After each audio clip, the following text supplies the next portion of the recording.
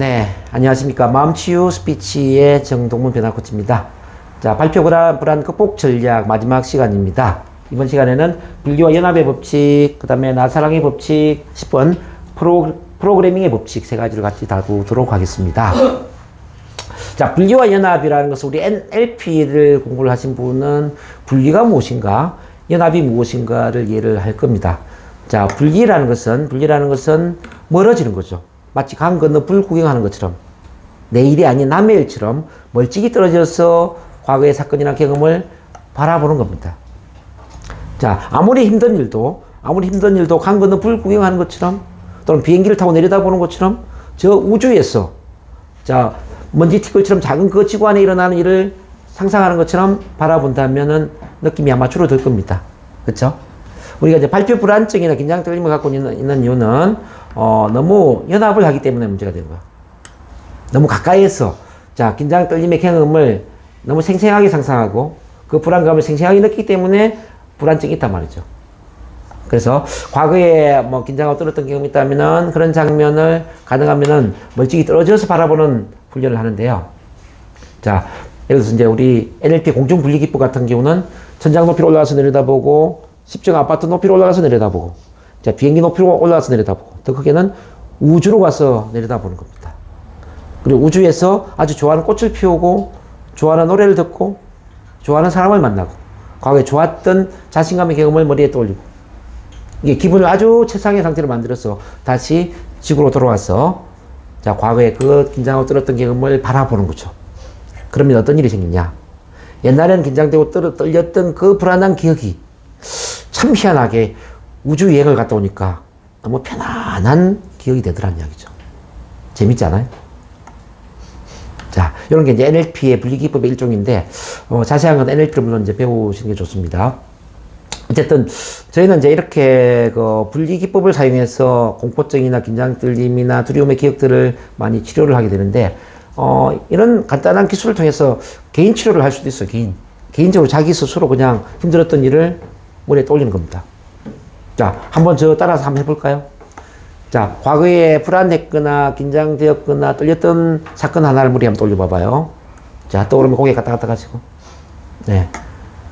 자, 그 장면을 머리에 떠올려봅니다. 그리고 그때 떨었던 경험이 얼마나 긴장되고 떨리는지 그 불안의 수치를 한번 체크해 볼게요. 자, 1부터 10 중에 가장 심한 수치를 10으로 볼 때 나는 9, 10 정도로 많이 떨려 고개 갔다 갔다 가세요. 7, 8 정도 떨려 고개 갔다 갔다 갑니다. 네, 좋습니다. 이제 그 장면을 천장 높이로 올라가서 내려다보는 겁니다. 천장 높이. 자, 이제 10층 아파트 높이로 올라가서 내려다보는 겁니다. 점점 멀어지는 거예요. 이제 비행기를 탔다고 생각하고 비행기 높이로 올라가 줍니다. 비행기를 타고 내려다보면 아무 느낌이 없을 겁니다. 모습도 안 보이고.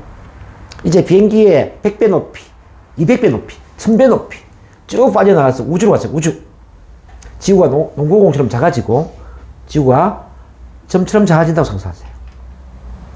그리고 우주에 내가 좋아하는 꽃을 활짝 피워줍니다. 좋아하는 꽃을 활짝 피우세요. 자, 좋아하는 노래도 크게 들으시고 자, 좋아하는 사람도 만나세요. 나를 사랑해주고 나를 예뻐해주고 나한테 힘을 주는 사람, 나를 아무 조건 없이 있는 그대로 받아주고 사랑해주는 사람 머리에 떠올려보세요. 어때요? 떠오릅니까? 기분이 좀 좋아지죠? 자, 그 좋아진 상태에 이제 다시 지구로 한번 돌아가 보겠습니다.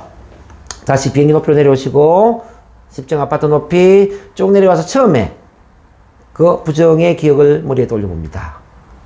아마 지금 느낌이 좀 달라졌죠? 많이 줄어들었거나 없어졌거나 아마 그럴 겁니다. 네. 자, 느낌이 많이 줄어들었다. 고개 갔다 갔다 가시고 자, 눈 뜨세요. 자, 하나, 둘, 셋. 자, 우주를 한번 갔다 왔는데 뭔가 좀 변화가 일어난단 말입니다. 여기 이제 분리죠, 분리. 자, 멀어진다. 내 일이 아닌 남의 일처럼 멀찍이 떨어져서 바라본다. 자, 그 다음 반대로 이제 연합은 뭐냐? 연합은 몰입하고 집중을 하고 감정을 이입시켜서 영화의 주인공처럼 좋은 감정을 느끼면서 상상하는 거예요. 이거는 가능하면은 과거에 자신감이 있고 열정을 느끼고 성취감을 느끼고 과거에 좋았던 기억 있죠? 좋았던 기억은 이렇게 연합하는 게 참 좋아요. 그리고 미래에 여러분들 말 잘하고 싶죠? 네, 미래에 내가 말을 잘하고 있는 그런 모습. 자, 미래에 멋진 강의를 하고 있는 모습, 이거 연합하면 참 좋아요. 자, 미래를 그럼 한번 같이 해보겠습니다. 미래. 자, 연합기법 한번 써보겠습니다. 자, 다시 한번 눈 감아주시고요. 자, 심호흡하세요. 숨을 쭉 들이마시고, 천천히 숨을 내쉬고. 자, 편안한 상태에, 이제 내가 앉아있는 자리에 1m 정도 둥근 원이 그려진다고 상상합니다. 자, 1m 정도 둥근 원입니다. 그 원 안에 좋아하는 색깔로 색칠을 해줍니다. 좋아하는 색깔. 색칠 다 되면 고개 갔다 갔다 가시고요. 좋아하는 꽃도 피워줍니다. 좋아하는 꽃. 좋아하는 노래도 들으세요. 신나는 노래. 그리고 나를 사랑해주는 사람이 원 안에 들어와서 용기를 주고 격려를 해주는 그런 긍정의 말을 해준다고 상상하세요. 그럼 기분 어때요? 기분 좋아지죠? 이 좋아진 상태에서 내가 앉아있는 앞에 큰 영화 스크린이 있다고 상상하세요. 큰 영화 스크린. 자, 이 영화 스크린 속에는 자, 미래에 아주 멋지게 말을 잘하고 자신감 있게 당당하게 말을 아주 잘하고 있는 모습. 멋진 강의를 하고 있는 모습. 그리고 박수 갈채를 받고 있는, 자, 환호를 받고 있는, 그리고 축하를 받고 있는 그런 멋진 미래의 나의 모습이 마치 영화의 한 장면처럼 펼쳐진다고 상상하세요. 어때요? 마음에 드십니까? 마음에 들면 고개 갔다 가세요. 그럼 이제 영화 속에 들어갑니다. 영화 속에 들어가서 주인공이 되는 거죠. 심호흡을 쭉 하면서 영화 속에 들어가세요. 그리고 그 실제 내가 미래에 자신감 있게 당당하게 말을 아주 잘하고 있는 멋진 강의를 하고 있는 그 미래의 주인공이 되어서 그 모든 긍정의 감정을 충분히 온몸으로 느끼고 경험을 하는 거죠. 예, 아주 자신감이 넘치고 당당하고 뭐든지 할 수 있을 것 같은 기분 좋은 느낌이 들 겁니다. 그런 기분이 느껴지면 고개 갔다 갔다 가세요. 그 좋은 기분과 함께 셋만에 눈 뜹니다. 자, 하나, 둘, 셋, 눈 떠세요. 네, 좋아요. 어때요, 지금? 이건 기분이 굉장히 좋아지죠? 즉, 뭐냐면요. 긍정의 경험이나 미래에 이루고자 하는 긍정의 목표는 연합을 해서 그 감정을 충분히 느끼고 경험해라. 근데 부정의 경험, 과거에 실패를 했거나, 긴장하고 떨었거나, 두려웠던 경험은 분리를 해서 감정을 배제를 시켜라.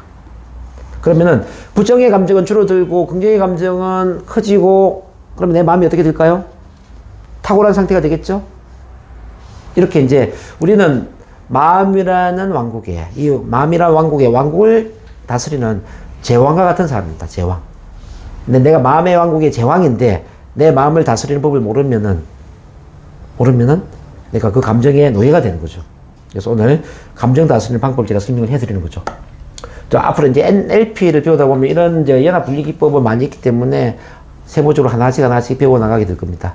자, 관심을 가져주시고 다음 시간에 또 기대를 해주시면 되겠습니다.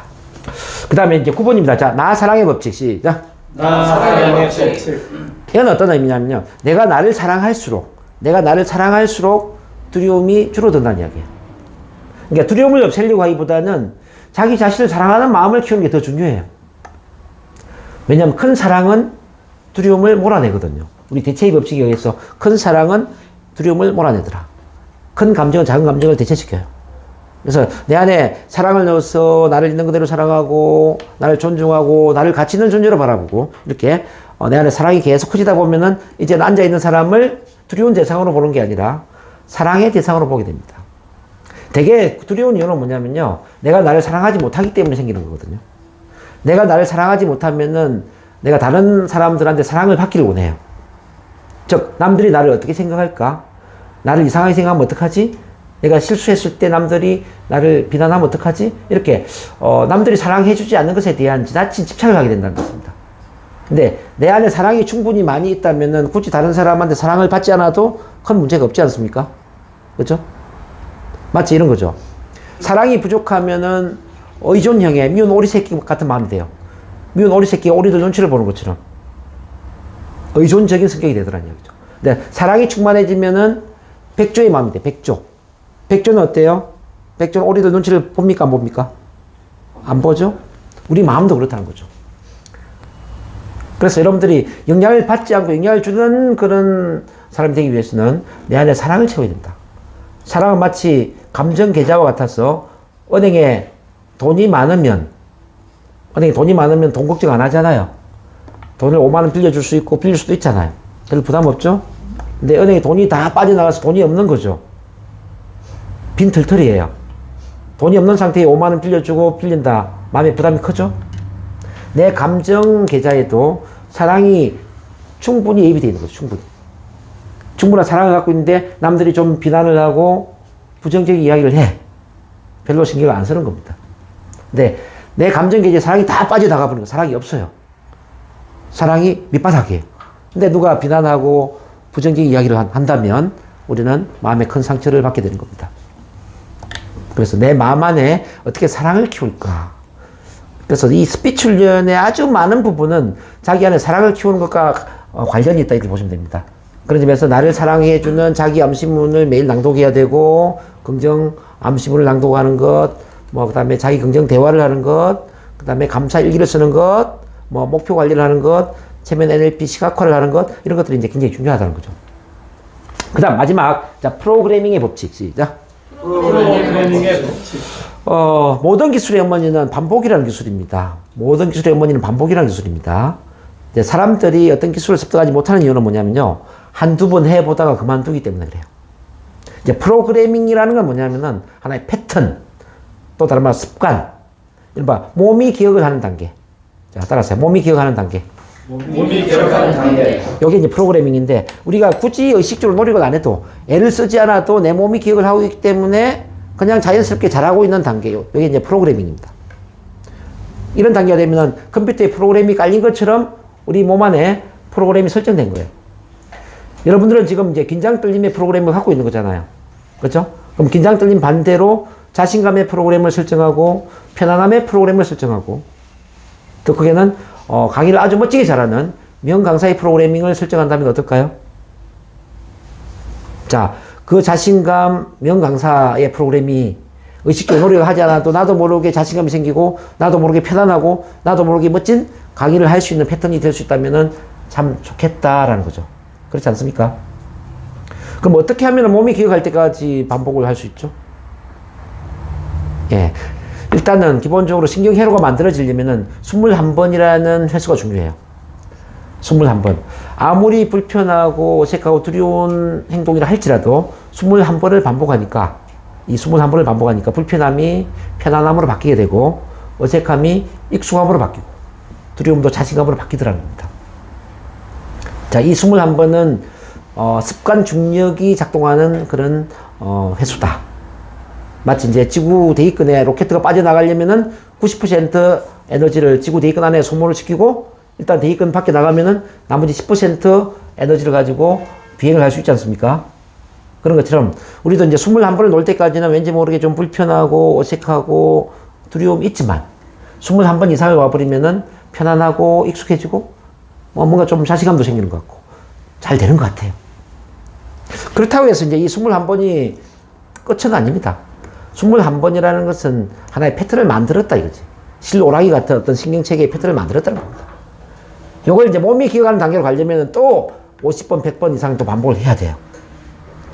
그런 점에 저는 이제 아코디언을 연주하고 있는데 아코디언의 어떤 금반을 만진다라는 게 이게 쉬운 일은 아니거든요. 처음에 악보를 보고 의식적으로 막 노력을 해야 돼요. 계속 하다 보면 악보를 보지 않아도 내 손가락이 움직여요. 그죠? 계속 하다 보면은 자동적으로 이 두 손이 움직이면서 연주를 잘 하더라는 얘기죠. 이 단계는 뭐예요? 바로 내 손가락이 기억을 하는 단계. 이 음악 연주도 손가락이 기억하는 단계까지 반복해야 되는 것처럼 이 스피치도 마찬가지입니다. 내 몸이 기억하는 단계까지 반복을 해야 됩니다. 그런 점에서 저는 이제 이 스피치 교육은 한 달, 두 달 기간제로 해서 되는 게 아니라 반드시 평생 회원으로 해야 된다고 저는 생각합니다. 평생 회원. 기간에 관계없이 평생 회원으로 꾸준히 나와서 내 몸이 기억하는 단계까지 충분히 반복을 해야 된다. 그래서 더 이상 내가 노력을 안 하지만은 앞에 놓으면 말이 술술 잘 나오고 마이크만 잡으면 그냥 말이 잘 나오고 어떤 모임에 가면 그냥 말하고 싶고 신경을 안 쓰지만 그냥 말이 잘 나오는 내 몸이 알아서 말을 잘하고 있는 그런 단계까지 가야만 여러분들은 변화를 한다고 생각을 합니다. 그래서 이 스피치 교육, 우리 첫 만남 교육을 교회를 다니는 것처럼 또는 절을 다니는 것처럼 또 운동을 하는 것처럼 하나의 생활의 일부분으로 만들어 놓고 같이 가보면 어떨까 싶어요. 그래서 저는 여러분들 평생 가족으로 평생 첫 만남 가족으로 같이 모실까 싶은데 어때요? 같이 한번 가보시겠습니까? 네. 네. 그런 의미에서 큰 박수 한번 보내주십시오. 자, 이상으로 제가 이제 이게 10가지 발표 불안, 긴장, 떨림, 두려움 극복 전략에 대한 강의를 해드렸는데, 이 안에 참 많은 부분들이 포함되어 있습니다. 뭐, 제가 20년 동안 이런 발표 불안, 스피치 자신감 교육을 하면서, 스스로 제가 터득했던 뭐 그런 내용들이 많이 있기 때문에, 반복해서 좀 많이 들어보시고, 지금 실천하고 있지 않는 부분이 있다면은 또 실천을 해보시고, 또 필요하다면 저를 찾아와서 또 치료도 받고, 훈련 코칭도 받아보면 어떨까 하는 생각이 듭니다. 네. 제 강의가 많은 도움이 되셨기를 바라고, 예, 끝까지 경청해 주셔서 대단히 감사합니다.